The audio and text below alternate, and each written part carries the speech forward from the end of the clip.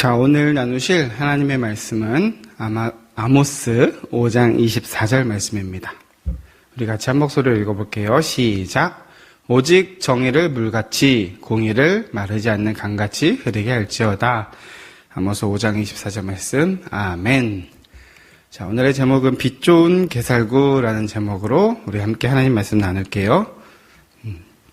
여러분, 제가 여러분들에게 이제 사진을 보여줄 건데 뭔지 맞춰보면 돼요. 수준은 우리 유치원생도 금방 맞출 수 있는 아주 쉬운 퀴즈인데 좀 반전이 있습니다. 자, 여러분 뭐예요 이거? 오이. 네, 오이 같죠?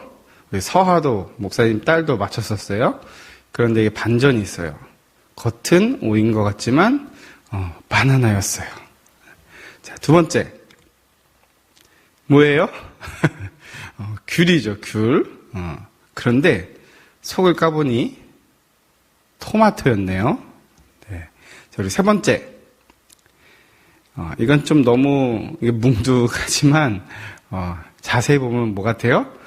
가지 같죠, 가지. 근데 가지를 깨트려 보니까 달걀이었어요. 자, 마지막.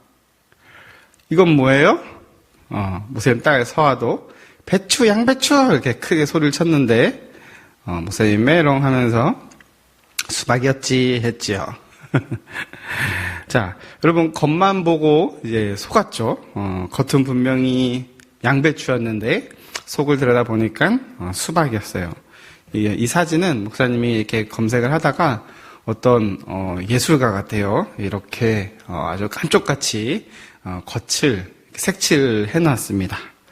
자, 근데 이거는 작품이니까 우리가 기분이 나쁘지가 않아요. 그냥 즐겁죠. 신기하고 즐길 수가 있어요. 하지만 작품이 아닌 먹기 위해 구매한 거라면 얘기가 좀 달라지겠죠.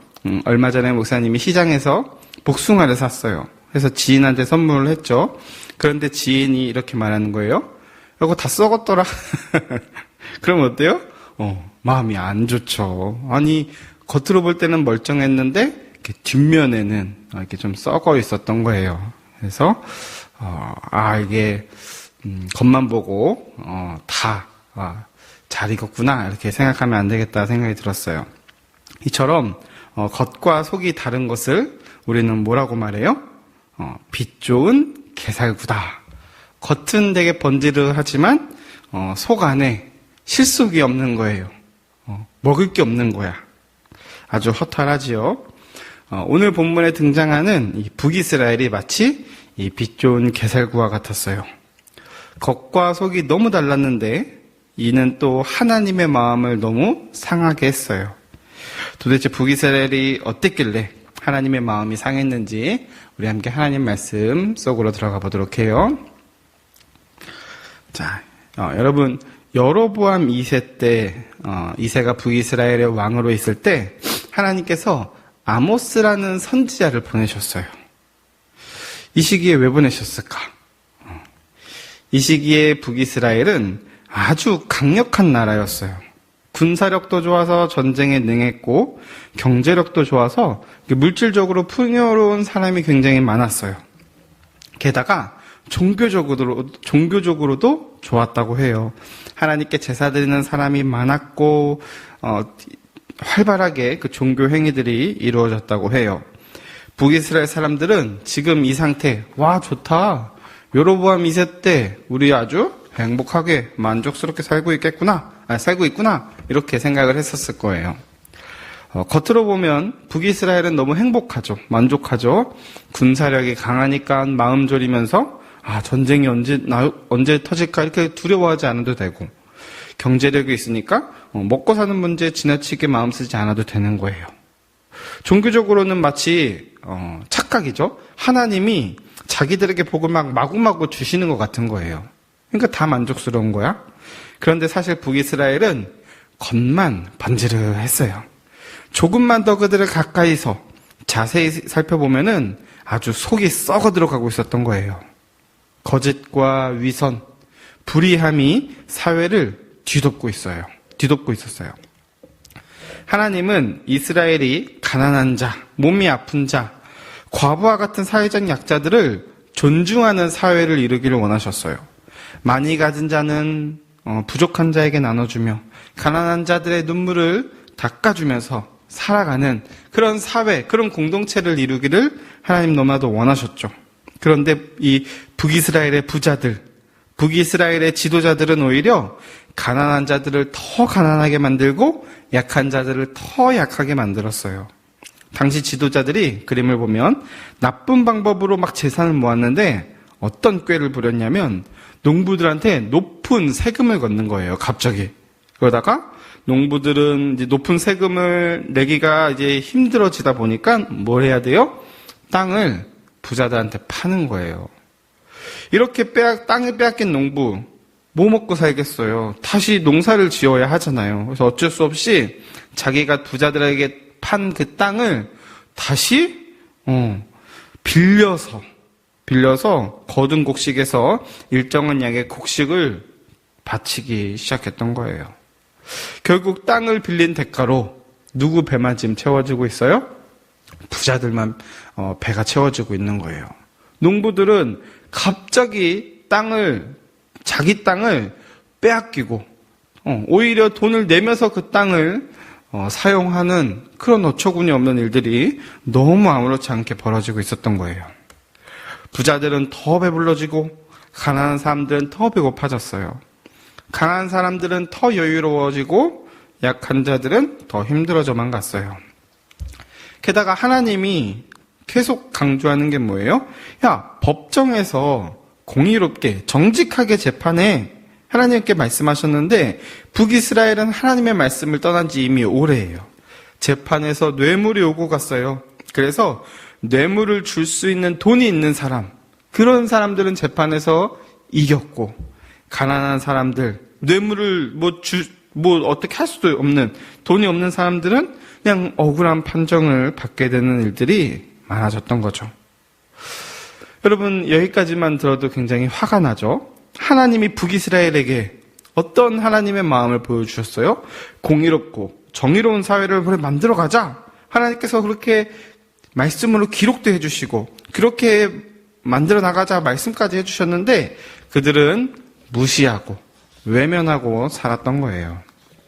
근데 여러분 정말 안타까운 건 뭔지 알아요? 이들이 하나님께 제사도 열심히 드렸다는 거예요. 사람들을 속이고 사람들을 괴롭히고 사람들의 눈에서 피눈물을 흘리게 하면서도 자기들은 하나님께 제사 다 드렸으니까 내가 할 일은 다 했다. 이렇게 생각을 했던 것 같아요. 여러분, 하나님이 북이스라엘의 제사를 받으셨을까요? 안 받으셨을까요? 하나님은 절대 이런 제사 받지 않으세요. 하나님의 마음이 너무 상하셨어요. 겉과 속이 다른 북이스라엘, 이런 북이스라엘의 제사는 하나님 기뻐하지 않으세요. 그냥 마음에는 없으면서 그냥 어쩔 수 없이 해야 하는 일들 하나님 기뻐하지 않으시는 거예요. 이렇게 위선적인 모습으로 살아가는 북이스라엘에게 하나님께서 누구를 보내셨어요? 아모스 선지자를 보내셨죠. 너희가 가난한 자들을 더 가난하게 했다. 약한 자들을 더 약하게 했다. 이 사회에 공의와 정의가 사라지게 만들고 위선과 거짓과 불의만 넘쳐나게 했구나. 하나님 아모스 선지자 보내셔서 하나님의 마음을 다 보여주셨죠. 그래서 아모스서에는 아주 뼈 때리는 말들이 많아요. 어떤 말씀이 있을까요? 너희는 정의를 하찮게 여겼구나. 올바른 것을 땅에 버렸다. 하나님 막 책망하시는 거예요. 아모스 선지자 보내셔서. 너희는 정직한 재판을 싫어하며 진실을 말하는 사람들을 미워한다. 너희는 가난한 사람들을 짓밟으며 그들에게서 강제로 세금을 걷어들인다. 나는 그래서 너희들의 절기를 싫어한다. 미워한다. 너희의 종교 모임이 역겹기만 하다. 너희가 태워드리는 번제물과 곡식제물을 내게 바쳐도 나는 받지 않겠다. 그딴 식으로 살면서 제사 드린다고 내가 받지 않는다. 화목제물로 좋은 것을 바쳐도 나는 거들떠보지도 않겠다. 너희의 노래, 너희의 그 찬양, 그 비파소리 다 멈춰라. 하나도 안 듣겠다. 하나님이 말씀하시는 거예요. 어떻게 하나님을 믿는다고 하면서 하나님께 제사 드린다고 하면서 그렇게 정의를 버리고 불의를 행하면서도 양심의 가책이 없냐? 너무 뻔뻔하다. 가난한 사람들을 조금이라도 생각하고 도와주기는커녕 자기 배를 채우기 위해서 그 약한 사람들을 이용하냐? 그래놓고 너희가 하나님의 자녀라고 말하고 다니냐? 제사 드렸다고 만족하고 있느냐? 하나님께서는 아모스 선지자를 보내셔서 하나님의 자녀라고 믿고 있는 이 북이스라엘 사람들을 아주 혼내셨죠. 하나님은 하나님의 자녀들 예배 너무 좋아하시죠. 기뻐하십니다. 그러나 말씀을 따르지 않으면서 예배만 드리는 그런 위선적인 행위는 하나님 기뻐하지 않으세요. 말씀대로 예배하고 말씀대로 말하고 행동하고 사는 것을 전혀 기뻐하지 않으세요. 그러나 북이스라엘은 이를 나눴죠.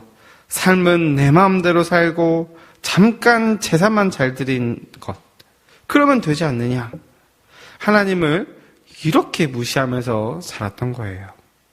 그러나 여러분, 하나님이 북이스라엘에게 기회를 주셨어요. 그 기회를 주셨으니까 누굴 보낸 거예요? 아모스 선지자를 보낸 거죠. 하나님이 기회도 안 주셨으면은 그냥 레이저빔 쫙 쏴가지고 이 북이스라엘 사람들 다 혼내셨을 텐데, 그래도 하나님께서는 선지자를 보내셔서 말씀 듣고 돌이키기를 원하셨죠. 그렇게 기회를 주셨어요. 그래서 아모스 선지자가 외쳤죠. 악한 일을 피하고 옳은 일을 해라. 그러면 살 수 있을 것이다. 그러면 너희들 지금이라도 돌이키면 회개하면 삶을 바꾸면 용서받을 수 있다. 심판 안 받을 것이다. 말씀하시는 거예요. 또 오직 정의를 강물같이 흐르게 하고 의의 강이 마르지 않게 해라. 공의로운 사회, 정의롭고 정직한 사회를 만들어라. 말씀하셨어요. 여러분, 우리들의 예배와 이 삶을 분리시키면 안 돼요. 밖에서는 거짓말하고 밖에서는 사람들 괴롭히면서 살면서 주일에만 하나님 예배한다? 하나님은 그런 예배 전혀 기뻐하지 않으세요. 사람은 하나님을 사랑하는 사람은 반드시 이웃을 사랑할 수밖에 없어요. 이웃을 미워하면서 또 약한, 또 가난한 이웃들을 모른 채 하면서 나 하나님 사랑한다? 그거는 하나님께서 거짓말이라고 말씀하시는 거예요.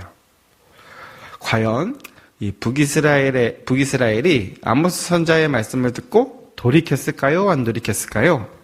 그거는 다음 주에 알아보도록 하겠습니다.